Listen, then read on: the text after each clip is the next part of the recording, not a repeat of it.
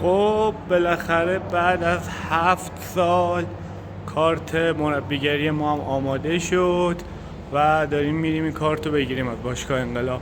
با من همراه باشید تا ببینیم چی میشه بالاخره. خب اینم از ترافیک، فعلا که موندیم تو ترافیک تا ببینیم چی میشه و کی میرسیم. حالا یه ترافیک شدیدیه روی پل، در حال رفتن به سمت باشگاه انقلاب برای دریافت. حالا ما استرس که نه، هیجان داریم. اینجا هم ترافیک، اصلا یه وضعی نگم براتون.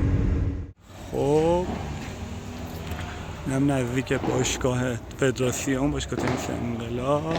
اینم زمین پدل مجموعه، اینم پدل بازی میکنم بچه ها. خب وارد فدراسیون بشیم ببینیم چه جوریه داستان.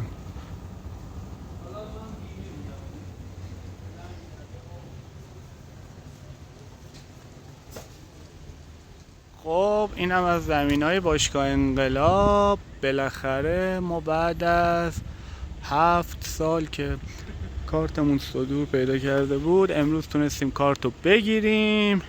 اینم بسته کارت. حالا فعلا بازش نمی کنم، یعنی شرایطشو ندارم باز کنم، بعدم باز میکنم نشونتون میدم. حالا اینم محیط باشگاه انقلابم شما ببینید، زمینای تنیسش. البته الان ساعت 10 صبح و یکم خلوته.